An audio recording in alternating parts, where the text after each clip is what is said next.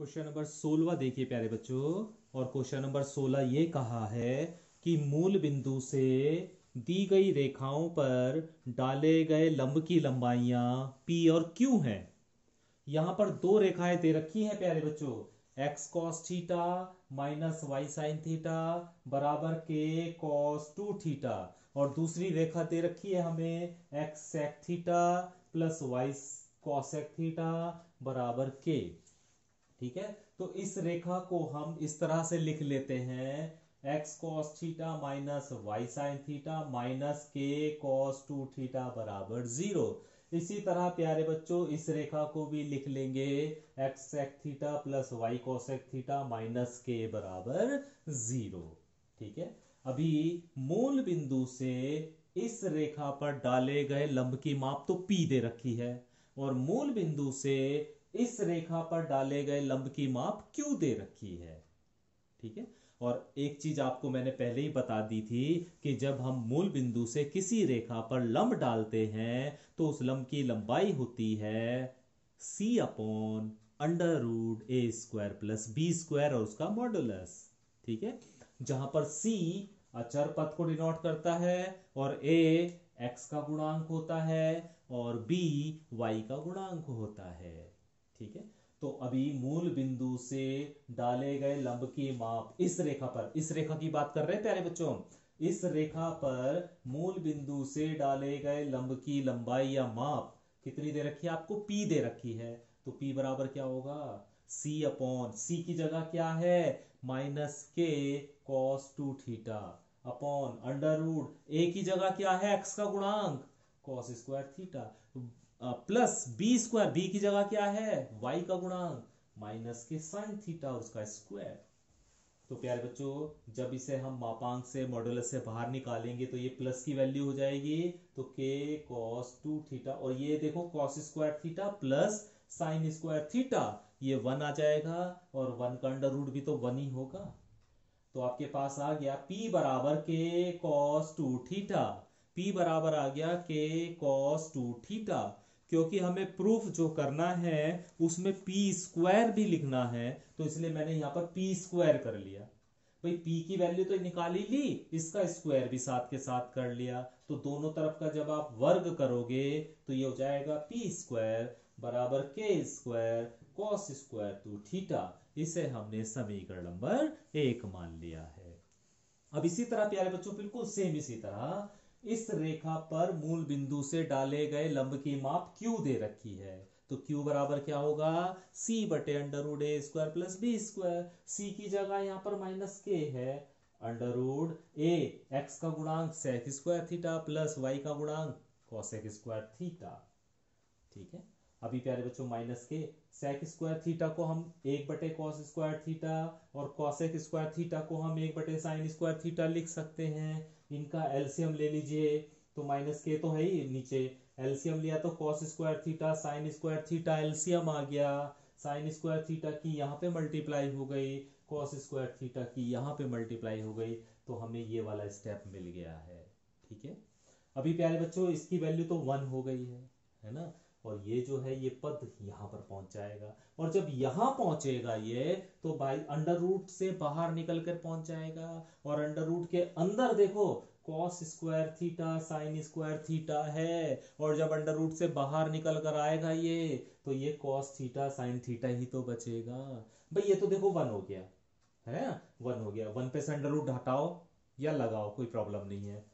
नीचे under root है जैसे cos square theta sine square theta, इसका भी अंडर रूट हटाओ तो यहाँ पे कॉस थीटा साइन थीटा ही तो बचेगा। अगर आप अंडर रूट हटा रहे हैं तो क्या बचेगा नीचे, one upon cos theta sine theta, और वो जो कॉस थीटा साइन थीटा है वो के साथ चला जाएगा नहीं ऊपर, तो क्या मिलेगा आपको, क्यू बराबर क्या मिलेगा, के कॉस थीटा साइन थीटा और अपॉन वन। क्यू बराबर क्या मिलेगा, भाई मॉडुलस जब हटाएंगे तो माइनस का तो प्लस बन ही जाएगा, और ये समझ में आ गया होगा आपके कि ये वैल्यू जो cos square sine square theta under root में है वो सिर्फ कॉस थीटा साइन थीटा रह जाएगी अंडर रूट से बाहर आकर, और सबसे ऊपर चली जाएगी इसके पास, और ये वैल्यू वन है ही आपकी। तो ये हमारे पास क्यू की वैल्यू आ गई के कॉस थीटा साइन थीटा। ठीक है। अब चूंकि क्वेश्चन में प्यारे बच्चों हमें 4q² करना है, इसलिए क्या करा हमने, इस q स्क्वायर करके दोनों तरफ का वर्ग करके 4 की गुणा कर दी। तो क्या लिख दिया इसे, 4q² बराबर 4k² cos square theta sine square theta. दोनों तरफ पहले वर्ग कर लो और फिर 4 की गुणा कर दो दोनों तरफ। तो देखो वर्ग करा तो q² k² cos square theta sine square theta, फिर 4 की गुणा कर ली। तो 4q² बराबर आ गया 4k² cos square theta sine square theta. ये आपकी हो गई समीकरण नंबर 2। अभी आपके पास समीकरण नंबर 1 भी है, आपके पास समीकरण नंबर 2 भी है। अभी क्वेश्चन की जो सिद्ध करना है वो ये है कि p² जमा 4q² बराबर k²। तो बस अभी क्वेश्चन की जो प्रूफ करना है उसमें उसकी लेफ्ट हैंड साइड लेना है प्यारे बच्चों आपको। सबसे अब ये काम आप खुद कर सकते हो, मैं सिर्फ आपको बता रहा हूं कि आगे का जो क्वेश्चन है उसमें क्या करना है। आपको जो प्रूफ करना है वो ये करना है,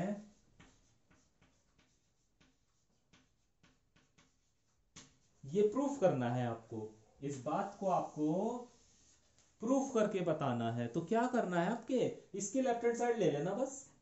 और लेफ्ट हैंड साइड क्या है, p² जमा 4q²। p² की जगह ये वैल्यू रख देना और q² की जगह 4q² की जगह ये वैल्यू रख देना, है ना। k² कॉमन ले लेना, अंदर जो भी आए उसे लिख लेना, हल करना, हल करने के बाद k² आपके पास बचना चाहिए। ठीक है, तो मुझे उम्मीद है कि इन दोनों इक्वेशन को आप जोड़ लेंगे, बस जोड़ना है दोनों को, और जोड़ने के बाद k² लाना है। ठीक है, तो इतना काम आप खुद भी कर सकते हैं। देखिए पहले बच्चों, क्वेश्चन की लेफ्ट हैंड साइड मैं पूरा ही कर रहा हूं अब आपके लिए, कि क्वेश्चन की लेफ्ट हैंड साइड दे रखी है आपको p² जमा 4q² और उसे k² के बराबर आपको प्रूफ करना है। तो प्यारे बच्चों p² की वैल्यू जो अभी हमने निकाली थी वो रख दी हमने, k² और cos square 2 theta plus 4q² की भी वैल्यू रख दी, 4k² cos square theta sine square theta. यहां से k² आप कॉमन ले सकते हो, तो क्या बचा आपके पास cos स्क्वायर 2 थीटा प्लस, और ये देखो यहां बचा क्या, 4 cos square theta sine square theta, यही बचा। इसे हम ऐसे भी तो लिख सकते हैं 2 cos थीटा साइन थीटा का होल स्क्वायर, यही तो आएगा 4 cos square theta sine square theta.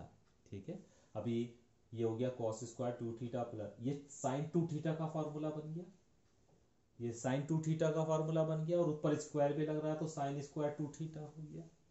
अब ये वही रूप नहीं बन गया cos square theta plus sign square theta, जिसकी वैल्यू 1 होती है, तो इसकी वैल्यू हो गई 1। तो k² इंटू 1 बराबर आ गया k²। यही आपको प्रूफ करना था। ठीक है, तो मुझे उम्मीद है कि अभी आपको बिल्कुल क्लियर हो गया होगा। क्वेश्चन नंबर 17वां देखिए प्यारे बच्चों, और क्वेश्चन नंबर 17वें में ये कहा है कि एक त्रिभुज है, इस त्रिभुज के 3 शीर्ष हैं ए बी सी, जिसके निर्देशांक आपको दिए गए हैं। ए के निर्देशांक है 2 और 3, बी के निर्देशांक है 4 और -1, और सी के निर्देशांक है 1 और 2। और ये कहा है शीर्ष ए से सामने वाली भुजा पर एक लंब डाला गया है। तो आप देख रहे होंगे शीर्ष ए के सामने भुजा बी और सी है, तो बी और सी पर हमने एक लंब डाल दिया है ए और डी। तो प्यारे बच्चों, रेखा बीसी और रेखा एडी एक दूसरे पर लंब है। ठीक है, तो अब क्या कहा है, सबसे पहले हमें निकालना है क्या, लंब की लंबाई और इस लंब का समीकरण निकालना है। ठीक है, तो सबसे पहले क्या करेंगे हम, रेखा BC की प्रवणता, जिसे हमने M1 नाम दे दिया, इस रेखा की प्रवणता निकाल लीजिए B और C की। दो बिंदुओं से जाने वाली रेखा की प्रवणता, फॉर्मूला ये लिखा हुआ है, वैल्यू रख दीजिए। वैल्यू जब आप रखेंगे तो ये आ जाएगा आपका -1। ठीक है, अभी लंब रेखा AD की प्रवणता M2 नाम दे दिया इसे हमने।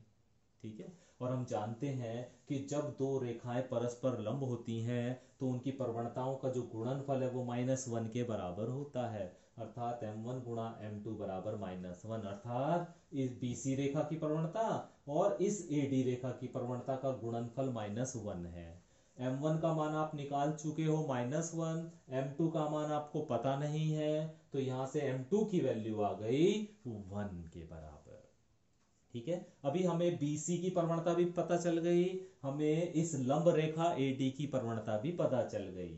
ठीक है, तो इस लंब रेखा जिसकी हमें प्रवणता पता है और जो बिंदु 2 और 3 पर स्थित है या 2 और 3 से जा रही है, इस लंब रेखा का समीकरण निकालेंगे। तो लंब रेखा AD का समीकरण y माइनस वाई वन बराबर m गुणा x माइनस x1 जो सूत्र है उसकी सहायता से। y1 है आपका 3 है, x1 आपका 2 है, वैल्यू रख दीजिए। और m का मान कितना है, रेखा AD की प्रवणता, रेखा AD की प्रवणता m2 है और m2 का मान कितना है, 1 ही तो है, तो m के मान आ गया आपका 1। हल करा, हल करने के बाद ये समीकरण आ गई आपकी x माइनस वाई प्लस 1 बराबर 0। तो लंब रेखा का समीकरण आपको प्राप्त हो गया है।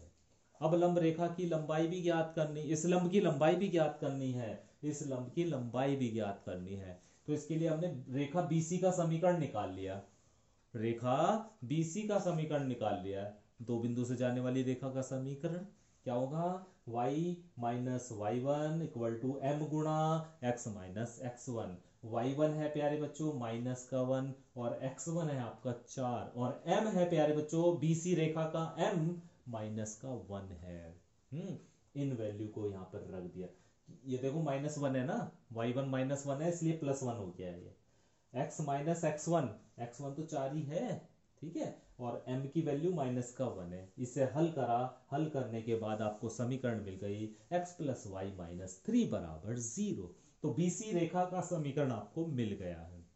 अभी हमें इस रेखा BC पर जो लंब डाला गया है उसकी लंबाई निकालनी है। तो BC रेखा पर ये लंब जो डाला गया है उसकी लंबाई कौन से बिंदु से डाला गया है, बिंदु 2 और 3 से। तो बिंदु 2 और 3 से BC रेखा पर डाले गए लंब की लंबाई, ठीक है, यहां पे आप जोड़ दीजिए BC रेखा पर। तो हम जानते हैं ax plus B Y plus C upon under root A square plus B square होता है।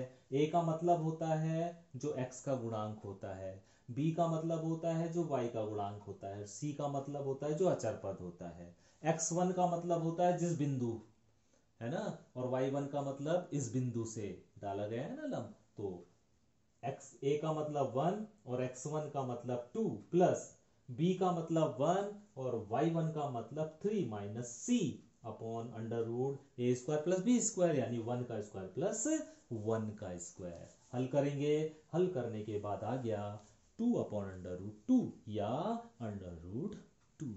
तो इस तरह प्यारे बच्चों मुझे उम्मीद है कि ये 17वां क्वेश्चन भी आपको समझ में आ गया होगा। ठीक है।